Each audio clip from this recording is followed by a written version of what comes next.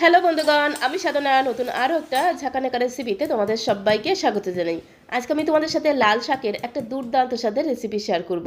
লাল শাক আমরা সাধারণত পেঁয়াজ রসুন এইসব দিয়ে রান্না করি, বাট আজকে আমি তোমাদের সাথে কোনো রকম পেঁয়াজ রসুন ছাড়াই সম্পূর্ণ নিরামিষভাবে লাল শাকের একটা দুর্দান্ত স্বাদের রেসিপি শেয়ার করব। যে কোনো নিরামিষের দিনে এইভাবে লাল শাক রান্না করলে গরম গরম ভাতের সাথে আর কিচ্ছু লাগবে না, শুধু এই লাল শাক দিয়েই কিন্তু অনেকটা ভাত নিমেষেই খাওয়া হয়ে যাবে। আর বাড়ির ছোট থেকে বড় সবাই দেখবে একদম চেয়ে চেয়ে খাবে। তো রেসিপিটি প্রথম থেকে শেষ পর্যন্ত দেখার জন্য তোমাদের কাছে অনুরোধ রইল। তো চলো দেখে নেওয়া যাক আজকের রেসিপি। তো বন্ধুগণ, নিরামিষ লাল শাক রান্না করার জন্য এখানে আমি নিয়েছি 1 আটি লাল শাক। তবে লাল শাক রান্না করার পরে কিন্তু অনেকটা কম হয়ে যায়, তো আজকে আমি 2 আটি লাল শাক রান্না করব। তোমাদের একটু বেছে দেখানোর জন্য এখানে আমি 1 আটি লাল শাক দেখাচ্ছি, বাট আজকে আমি 2 আটি লাল শাক রান্না করব। সাথে নিয়েছি একটা ছোট সাইজের বেগুন। আর লাল শাকের মধ্যে যদি একটু বেগুন দিয়ে রান্না করা হয় তাহলে লাল শাকের টেস্টে জাস্ট দ্বিগুণ বেড়ে যাবে। লাল শাকটাকে কী করে বেছে নিতে হবে সেটা একটু তোমাদের দেখিয়ে দিচ্ছি। যে লাল শাকগুলো একটু বেশি ছোট ছোট কচি কচি, তার শুধু গোড়ার দিক থেকে একটুখানি অংশ কেটে বাদ দেব। আর যে লাল শাকগুলো একটু বেশি লম্বা লম্বা মোটা মোটা, তার বেশ অনেকটা পরিমাণে গোড়ার দিক থেকে কেটে বাদ দিতে হবে, কারণ গোড়ার দিকের অংশটা অনেকটা শক্ত হয়, শাকের সাথে খুব তাড়াতাড়ি মিশতেও চায় না, সেদ্ধ হতে চায় না। তো তার জন্য গোড়ার বেশ অনেকটা পরিমাণে অংশ কেটে বাদ দিতে হবে। সাথে এই বেগুনটাকেও খুব সুন্দর করে কেটে নেব। তো দেখো, এখানে আমি 2 আটি লাল শাককে খুব সুন্দর করে বেছে নিয়েছি। তারপরে লাল শাকগুলোকে 3-4 বার খুব ভালো করে জল দিয়ে ধুয়ে নেব। আর শাকগুলোকে ধুয়ে নেওয়ার পরে একটা ঝুড়ির মধ্যে রেখে দিতে হবে, তাহলে শাকের মধ্যে যে জলটা থাকবে সেই জলটা খুব সুন্দরভাবে ঝরে যাবে। আর শাকটা রান্না করার পরে কিন্তু খুব বেশি জল শাক থেকে বের হবে না। তো শাকগুলোকে 3-4 বার খুব ভালো করে জল দিয়ে ধুয়ে নিয়েছি। তারপরে একটা ছুরির সাহায্যে অথবা বটির সাহায্যে শাকগুলোকে একদম ঝিরিঝিরি করে কুচি করে নিতে হবে। যে কোনো শাক খুব ভালো করে বেছে ধুতেও সুবিধা হয়, আবার শাকটাও খুব সুন্দরভাবে পরিষ্কার হয়। কাটার পরে ধুতে গেলে কিন্তু অনেকটাই ঝামেলা হয়, আর শাকটাও কিন্তু খুব ভালো মতো পরিষ্কার হয় না। তো দেখো, সমস্ত শাকগুলোকে খুব সুন্দর করে বেছে ধুয়ে একদম ঝিরিমিরি করে কুচি করে নিয়েছি। আর শাকগুলোকে যদি এইভাবে একটু ঝিরিঝিরি করে কুচি করে নেওয়া হয়, শাকগুলো খুব তাড়াতাড়ি সেদ্ধ হয়ে যায়, সেক্ষেত্রে রান্নাটাও কিন্তু তাড়াতাড়ি হয়ে যায়। 2 আটি লাল শাককে দেখো খুব সুন্দর করে একদম ঝিরিঝিরি করে কুচি করে নিলাম। সাথে আমি বেগুনটাকে একদম ছোট ছোট পিস করে কেটে নেব। তো বন্ধুগণ, প্রচণ্ড ঠান্ডা লাগার কারণে ভয়েসটা কিন্তু একটু অন্যরকম শোনাবে। তো যাই হোক, এখানে দেখো আমি বেগুনটাকে এরকম করে একদম ছোট ছোট পিস করে কেটে নেব। যেহেতু শাকের মধ্যে দেবো, তাই বেগুনটাকে এরকম করে একটু ছোট ছোট পিস করে কেটে নিতে হবে। আর নিরামিষ লাল শাকের মধ্যে যদি এরকম করে একটু ছোট ছোট করে বেগুন দিয়ে রান্না করা হয়, তার স্বাদ কিন্তু দুর্দান্ত হয়। তো বেগুনটাকে কেটে নেওয়ার পরে সরাসরি চলে আসলাম কড়াইয়ের কাছে। গ্যাসের ফ্লেমটা অন করে দিয়ে একটা কড়াই বসিয়ে দিলাম। কড়াইয়ের মধ্যে আমি 2.5 চামচ দিয়ে দিলাম পোস্ত। যেহেতু আমি 2 আটি লাল শাক রান্না করছি, তাই 2.5 চামচ পোস্ত দিয়ে গ্যাসের ফ্লেমটা একদম লোতে রেখে মোটামুটি 2 মিনিট সময় ধরে পোস্তটাকে একটু ভেজে নিতে হবে। যতক্ষণ না পোস্ত থেকে খুব সুন্দর একটা ভাজা গ্রান বেরিয়ে আসবে, ততক্ষণ অবধি খুব সুন্দর করে ঘোটানাটা করে পোস্তটাকে ভেজে নিতে হবে। পোস্তটাকে ভেজে একটা পাত্রের মধ্যে আমি তুলে নিয়েছি। সাথে আমি ওই কড়াইতে 1 চামচ দিয়ে দিলাম ঘি। ঘিটাকেও খুব সুন্দর করে একটু ঘোটানাটা করে গলিয়ে নেব। ঘিয়ের জায়গায় তোমরা কিন্তু 1 চামচ সর্ষের তেলও দিতে পারো, তাতে কোনো সমস্যা নেই।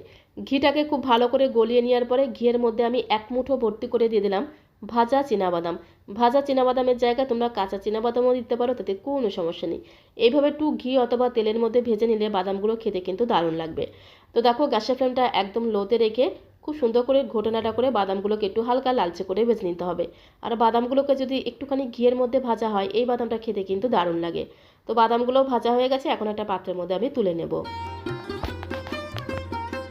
তো এইদিকে দেখো, পোস্ত আর চীনাবাদামগুলোকে একটু হালকা করে ভেজে নেওয়ার পরে শিলের মধ্যে রেখেছি, কারণ এইগুলোকে আমি শিলের মধ্যে একটু আধ ভাঙা করে গুঁড়ো করে নেব।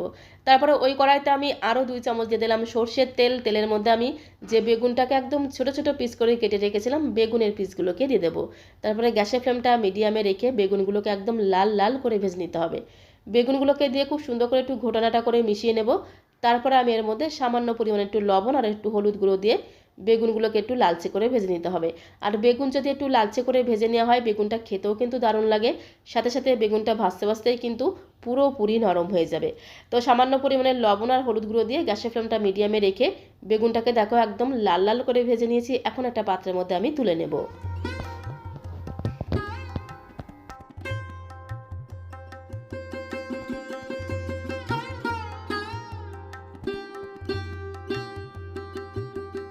তো বেগুনের পিসগুলোকে ঠিক এরকম করে একটু লালচে করে ভেজে নিতে হবে। তারপরে ওই কড়াইতে আমি 2 চামচ দিয়ে দেবো সর্ষের তেল। শাক রান্নাতে বেশি তেল দিলে খেতে কিন্তু একদমই ভালো লাগে না। অল্প তেলে শাক রান্না করলে সেই শাকটা খেতে আরও বেশি টেস্টি লাগে। তো 2 চামচ সর্ষের তেল দিয়ে দিলাম। আর যে কোনো শাক মানেই হচ্ছে সর্ষের তেল। সর্ষের তেলে শাক রান্না করলে সেই শাকের টেস্ট কিন্তু দ্বিগুণ বেড়ে যায়। তো তেলটা একটু গরম হয়ে গেলে 3টে শুকনো লঙ্কা দিয়ে খুব সুন্দর করে একটু ঘোটানাটা করে শুকনো লঙ্কাগুলোকে একটু লালচে করে ভেজে নিতে হবে। কারণ শুকনো লঙ্কার এই লালচে ভাজা ঘ্রাণটা কিন্তু লাল শাকের মধ্যে দারুণ লাগে। তো তারপর আমি এর মধ্যে 2টো বড় সাইজের কাঁচা লঙ্কাকে মাঝখান থেকে ভেঙে দিয়ে দিলাম। সাথে আমি 1/2 চামচ দিয়ে দিলাম কালো জিরে। তারপরে গ্যাসের ফ্লেমটা মিডিয়াম টু লোতে রেখে খুব সুন্দর করে একদম ঘোটানাটা করে ফোড়নটাকে একটু ভেজে নিতে হবে। যখন এই ফোড়ন থেকে খুব সুন্দর একটা ভাজা গ্রান বেরিয়ে আসবে, মানে এই কাঁচা লঙ্কা, শুকনো লঙ্কা আর কালো জিরে থেকে খুব সুন্দর একটা ভাজা গ্রান বেরিয়ে আসবে, তখন আমি এর মধ্যে দিয়ে দিলাম গ্রেট করা আদা।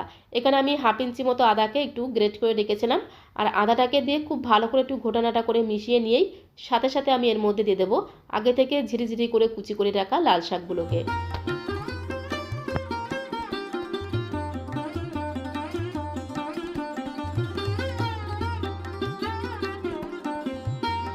তো প্রথমে অর্ধেকটা পরিমাণে লাল শাক দিয়ে খুব সুন্দর করে একটু ঘোটানাটা করে মিশিয়ে নেব। তারপরে আমি বাকি অর্ধেকটা কুচনো লাল শাক দিয়ে খুব ভালো করে মিশিয়ে নেব। একবারে যদি বেশি লাল শাক দেওয়া হয় তাহলে মেশাতে অসুবিধা হবে, তার জন্য অল্প অল্প করে লাল শাক দিয়ে খুব ভালো করে ঘোটানাটা করে মিশিয়ে নিতে হবে। তো বন্ধুগণ, লাল শাকের অনেক রকম রেসিপি তোমরা খেয়েছো, বাট এই পদ্ধতিতে একবার নিরামিষ লাল শাক রান্না করে খেয়ে দেখতে পারো। যে কোনো নিরামিষের দিনে গরম ভাতের প্রথম পাতে অনেকটা ভাত কিন্তু এই লাল শাক দিয়েই খাওয়া হয়ে যাবে। খেতে জাস্ট দুর্দান্ত টেস্টি হয়। সমস্ত লাল শাকটাকে কড়াইয়ের মধ্যে দিয়ে খুব সুন্দর করে একটু ঘোটানাটা করে মিশিয়ে নেওয়ার পরে এর মধ্যে আমি এই সময় স্বাদ মতো একদমই সামান্য পরিমাণে দিয়ে দিলাম লবণ। প্রথম দিকে লবণের পরিমাণটা কম দিতে হবে, কারণ শাকটা কিন্তু নরম হয়ে গিয়ে অনেকটাই কমে যাবে। আর শাকের মধ্যে যদি লবণ বেশি হয়ে যায় সেই শাকটা খেতে কিন্তু একদমই ভালো লাগে না। তো প্রথম দিকে একদমই সামান্য পরিমাণে লবণ দিতে হবে। সাথে দিয়ে দিলাম সামান্য পরিমাণে একটু হলুদ গুঁড়ো। অনেকেই কিন্তু লাল শাকের মধ্যে হলুদ গুঁড়ো দেয় না। তো এইভাবে কিন্তু যদি একটু হলুদ গুঁড়ো দেওয়া হয়, লাল শাকের কালারটাও কিন্তু আরও বেশি সুন্দর হয়। আর লাল শাকটা খেতেও কিন্তু দারুণ টেস্টি লাগে। তো একদমই সামান্য পরিমাণে লবণ আর হলুদ গুঁড়ো দিয়ে খুব সুন্দর করে ঘোটানাটা করে মিশিয়ে নেব। তারপরে লাল শাকটাকে একটু ধামাচাপা দিতে হবে, মানে ঢাকনাটা বন্ধ করে বেশ কিছু সময় ধরে লাল শাকটাকে রান্না করে নিতে হবে। এই লাল শাক রান্না করার সময় কিন্তু কোনো রকম জল দেওয়া যাবে না। তো দেখো, লাল শাক থেকে কিন্তু অনেকটা জল বেরিয়েছে। আর এই শাক থেকে যে জলটা বের হবে সেই জল থেকেই কিন্তু শাকটা খুব সুন্দরভাবে সেদ্ধ হয়ে যাবে। তো দেখো, ধামাচাপা দিলাম, মানে ঢাকনাটা বন্ধ করে গ্যাসের ফ্লেমটা মিডিয়াম টু লোতে রেখে লাল শাকটা ওইদিকে রান্না হতে থাক। ততক্ষণে যে পোস্ত আর চিনাবাদামটাকে আমি একটু হালকা করে ভেজে রেখেছিলাম সেগুলোকে আমি শিলের মধ্যে দিয়ে এরকম করে একটু আধ ভাঙা করে গুঁড়ো করে নেব। পোস্তটাকে কিন্তু একেবারে মিহি করে গুঁড়ো করব না, এরকম করে একটু আধ ভাঙা করে গুঁড়ো করব, তাহলে শাকটা খেতে আরও বেশি টেস্টি হবে। তো তারপরে 2-1টা চিনাবাদামকে এইভাবে একটু নোড়া দিয়ে ভেঙে দেবো। সবগুলো বাদামকে ভাঙবো না, 2-1টা চিনাবাদামকে ভেঙে দেবো। তাহলে এই বাদামগুলো খাওয়ার সময় গালের মধ্যে পড়বে, খেতে কিন্তু দারুণ লাগবে। তাছাড়া লাল শাকের টেস্টও কিন্তু দ্বিগুণ বেড়ে যাবে। তো এখন এই পোস্ত আর চিনাবাদামটাকে ছোট্ট একটা বাটির মধ্যে আমি তুলে নেব।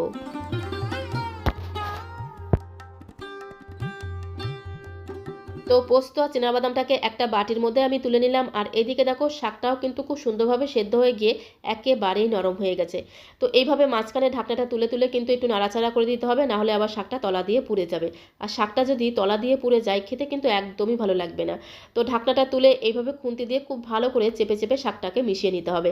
তাহলে শাকের মধ্যে যে ছোট ছোট ডাঁটাগুলো আছে, মানে ডগাগুলো আছে, সেইগুলোও খুব সুন্দরভাবে মিশে যাবে, যার কারণে লাল শাকটা খেতে কিন্তু দারুণ লাগবে। বেশ কিছু সময় ধরে শাকটাকে খুব সুন্দর করে চেপে চেপে মিশিয়ে নিয়েছি। শাকের মধ্যে যে জলটা ছিল সেই জলটা পুরোপুরি শুকিয়ে গিয়ে দেখো শাকটা কিন্তু কড়াইতে লেগে লেগে আসছে। আর শাক যদি এইভাবে শুকনো শুকনো করে রান্না করা হয় সেই শাকটা খেতে আরও বেশি টেস্টি হয়। তো তারপরে আমি এর মধ্যে আগে থেকে ভেজে রাখা বেগুনের পিসগুলোকে দিয়ে দিলাম। তারপরে যে পোস্ত আর চিনাবাদামটাকে একটু আধ ভাঙা করে ভেঙে রেখেছিলাম সেগুলোকেও দিয়ে দিলাম। এবারে খুব ভালো করে একটু ঘোটানাটা করে মিশিয়ে নিতে হবে। আর তোমরা দেখেই বুঝতে পারছো এই লাল শাকটা কতটা টেস্টি খেতে হবে। তো এইভাবে খুব ভালো করে বেশ কিছু সময় ধরে আরেকটু রান্না করে নেব।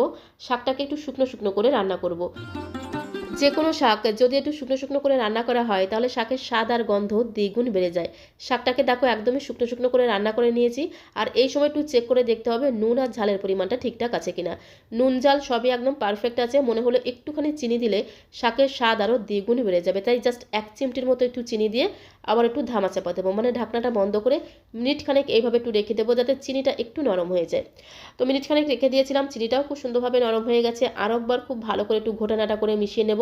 আর শাকটা দেখো কড়াইতে লেগে লেগে আসছে, মানে শাকটা খুব সুন্দরভাবে কিন্তু রান্না করা হয়ে গেছে। আর শাক যদি এইভাবে একটু শুকনো শুকনো করে রান্না করা হয়, দেখবে শাক থেকে কি সুন্দর একটা ভাজা গ্রান পাবে, আর শাকটা খেতেও কিন্তু দারুণ লাগে। তো শাকটাকে আরও একবার খুব ভালো করে একটু নেড়েচেড়ে মিশিয়ে নেব।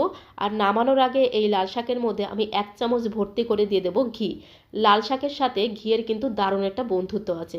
লাল শাকের মধ্যে যদি 1 চামচ ঘি দেওয়া হয়, তাহলে লাল শাকের স্বাদ আর গন্ধ দ্বিগুণ বেড়ে যাবে। আর ঘিটা দিয়ে লাল শাকটাকে একটু ঘোটানাটা করে মেশাতে মেশাতেই দেখবে কি সুন্দর একটা ঘ্রাণ তোমরা পাবে। গরম গরম ধোয়াটা ভাতের সাথে আর কিচ্ছু লাগবে না। যে কোনো নিরামিষের দিনে এইভাবে লাল শাক রান্না করলে এই লাল শাক দিয়েই কিন্তু অনেকটা ভাতে নিমেষেই খাওয়া হয়ে যাবে। খেতে জাস্ট দুর্দান্ত টেস্টি হয়। যে সকল বাচ্চারা শাক খেতে একদমই পছন্দ করে না, তাদেরকেও যদি এইভাবে লাল শাক রান্না করে দেওয়া হয়, তারাও দেখবে একদম আঙুল চেটেপুটে খেয়ে নেবে। গ্যাসের ফ্লেমটা বন্ধ করে দিলাম। লাল শাকটাকে একটা বোলের মধ্যে আমি সার্ভ করে দেবো। আর সার্ভ করতে করতে তোমাদের কাছে একটা ছোট্ট রিকোয়েস্ট করব, আজকের এই নিরামিষ লাল শাকের রেসিপিটা তোমাদের কাছে কেমন লাগলো অবশ্যই কমেন্ট বক্সে লিখে জানিও।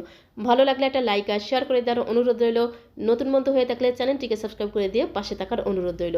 তাহলে যখন এরকম সুন্দর সুন্দর নতুন নতুন রেসিপি আপলোড করব, সঙ্গে সঙ্গে নোটিফিকেশন আগে তোমার কাছে পৌঁছে যাবে। তো আজকের মতো এই পর্যন্ত, সবাইকে অসংখ্য ধন্যবাদ।